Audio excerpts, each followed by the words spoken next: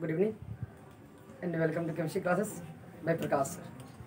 देखिए, आज हम लोग एक नया चैप्टर स्टार्ट करने वाले हैं जिसका नाम है रसायन बलगतिकी। देखिएगा ध्यान से, चैप्टर का नाम क्या है भाई? रसायन बल गतिकी, जिसका इंग्लिश होता है भाई केमिकल काइनेटिक्स।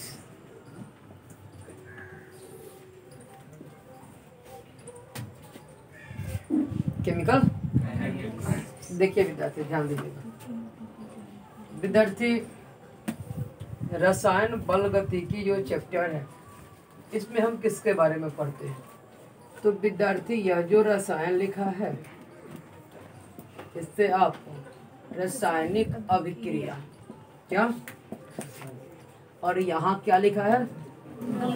तो बाबू, कोई भी रासायनिक अभिक्रिया किस गति से संपन्न हो रही है, किस स्पीड से संपन्न हो रही है, अर्थात किस चाल से, किस वेग से, किस दर से संपन्न हो रही है, उनके गति, दर या क्या चाल का अध्ययन हम लोग रसायन शास्त्र की जिस शाखा में करते हैं उसे क्या कहते हैं? याद रखिए, रसायन बल गतिकी चैप्टर का डेफिनेशन क्या बोलेंगे बाबू?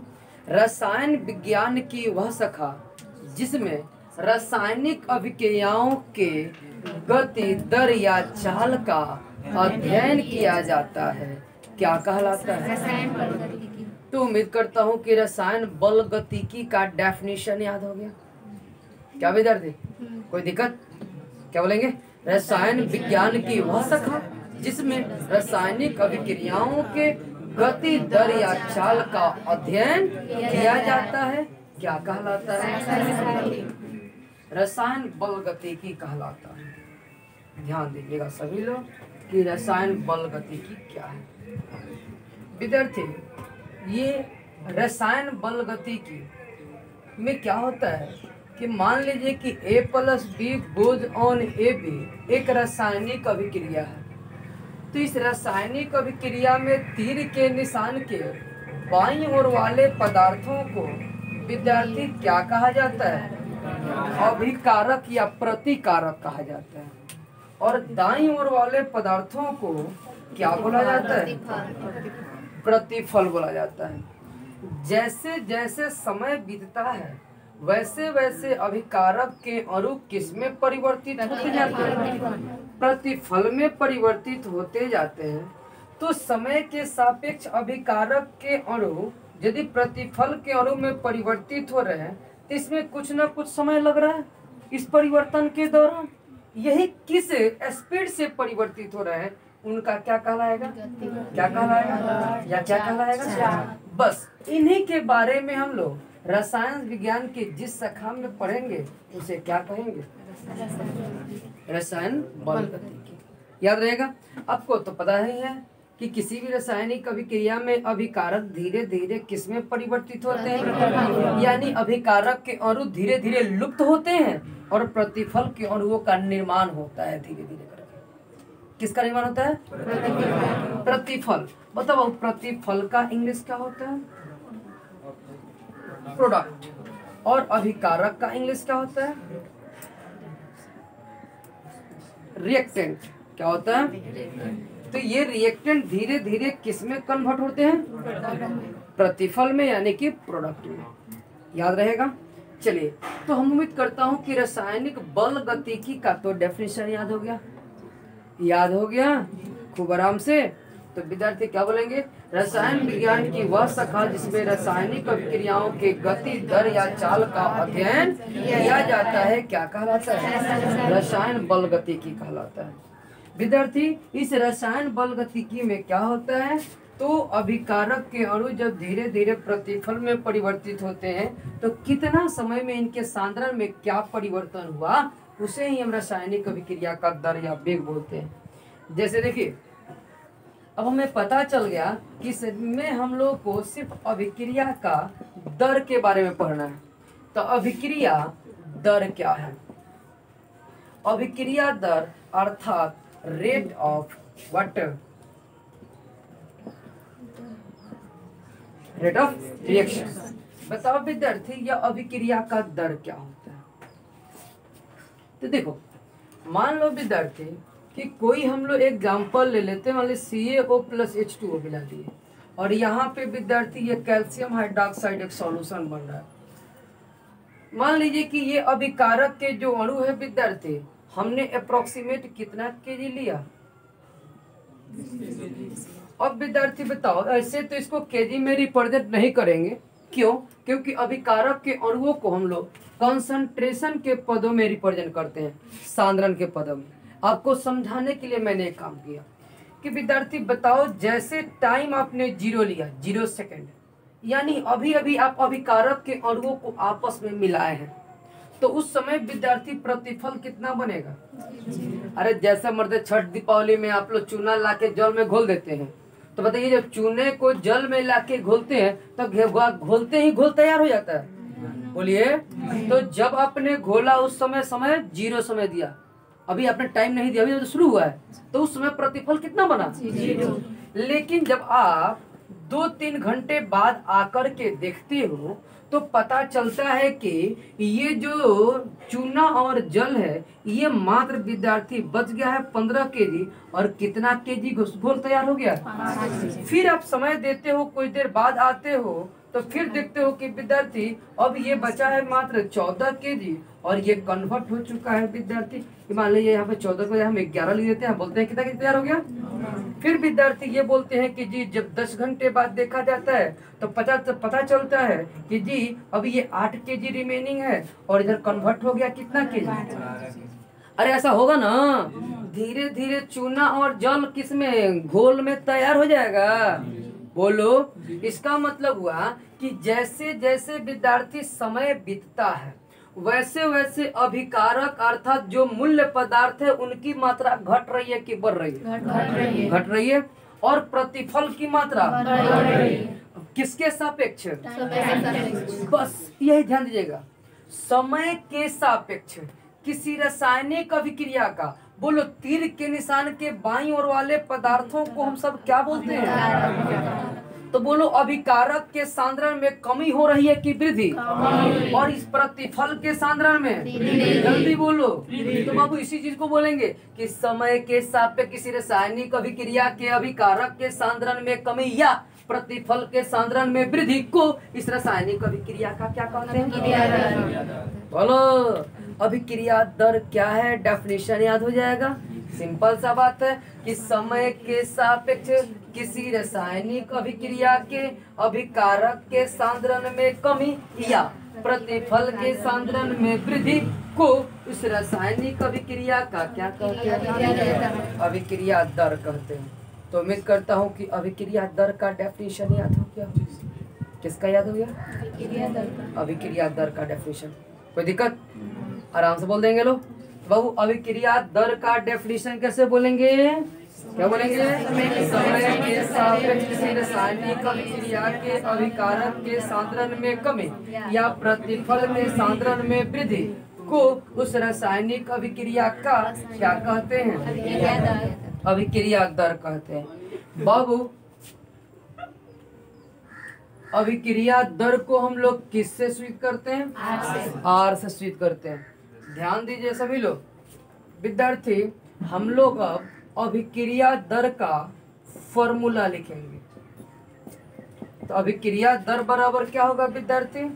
तो अभिकारक के सांद्रण में कमी बोलेंगे ना, अभिकारक के सांद्रण में कमी या प्रतिफल के सांद्रण में। तो क्या मैं ऐसे लिख दूं, अभिकारक या प्रतिफल के सांद्रण में क्या बाबू? परिवर्तन। नहीं मर्दे, कमी चाहे वृद्धि के शॉर्ट में क्या बोल जाए? अब बट्टा में विद्यार्थी इस परिवर्तन के दौरान लगे समय अंतराल, या फिर हम इस तरीके से बोल सकते थे कि अभिकारक के सांद्रण में क्या, अभिकारक के सांद्रण में कमी, और इस कमी के दौरान लगा समय, जिसे आप समय अंतराल अर्थात टाइम इंटरवल बोल सकते हैं। या प्रतिफल, प्रतिफल के सांद्रण में वृद्धि बटा में क्या बाबू, समय अंतराल।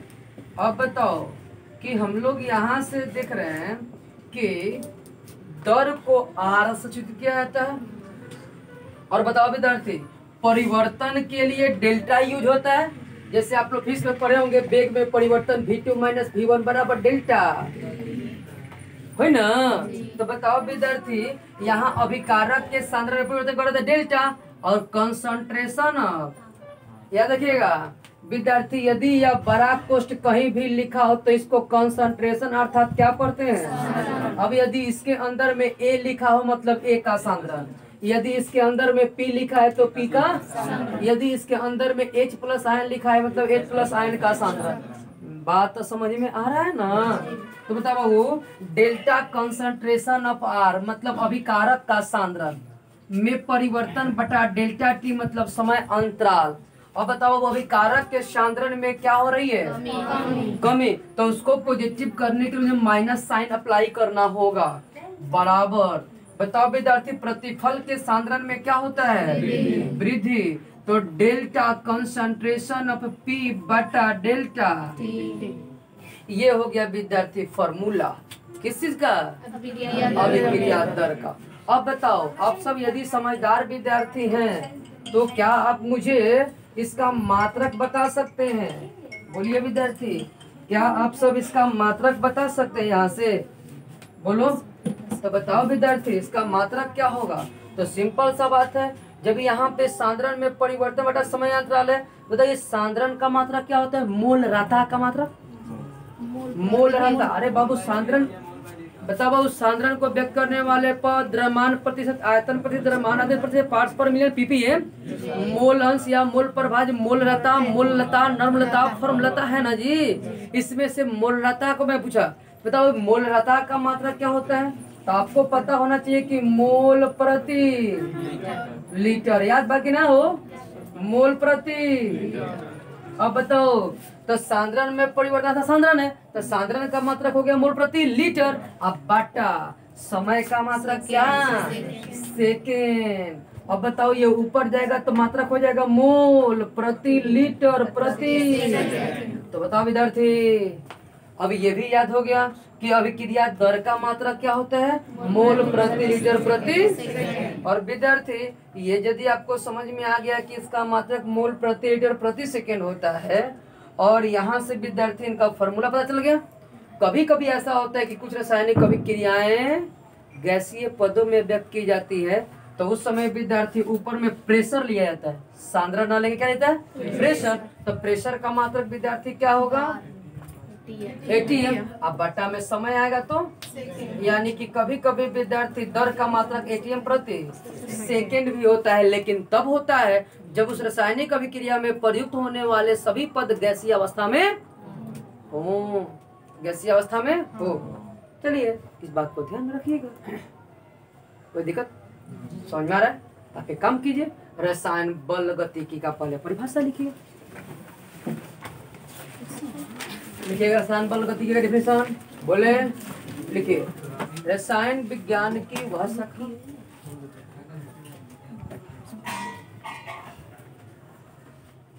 रसायन विज्ञान की वह शाखा,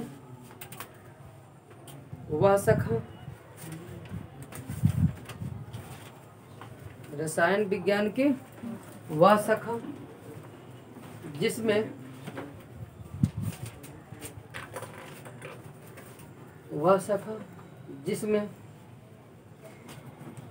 रासायनिक अभिक्रियाओं के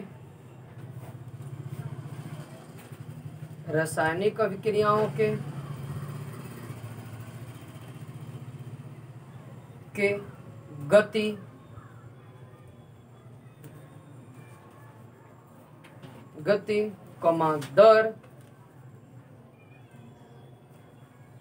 दर, या चाल का अध्ययन किया जाता है।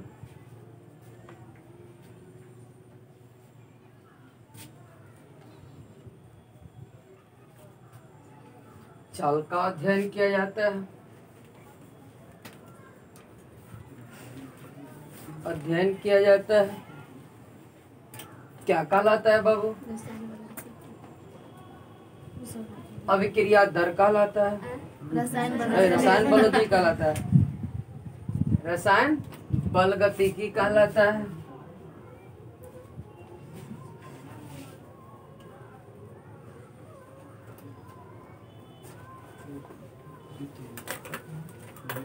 ओके विद्यार्थी, आप कथी दीजिएगा? अभिक्रिया दर।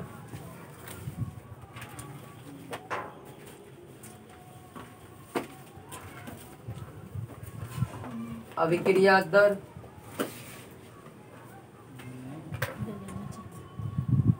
अभिक्रिया दर बोले क्या लिखिएगा? समय के सापेक्ष,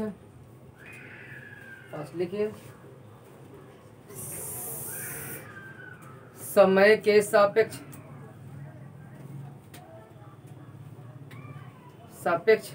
किसी रासायनिक अभिक्रिया के,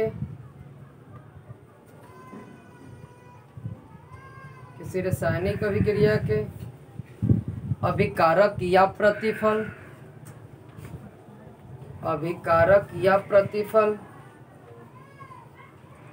प्रतिफल के सांद्रण में परिवर्तन,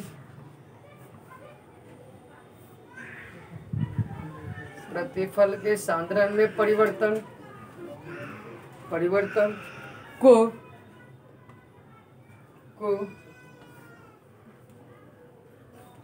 उस रासायनिक अभिक्रिया का दर कहते हैं।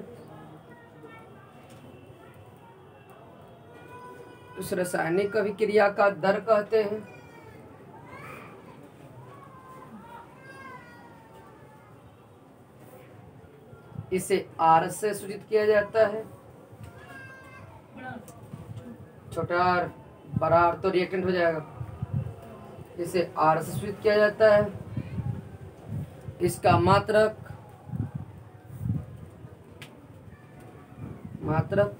मोल प्रति लीटर प्रति सेकंड होता है।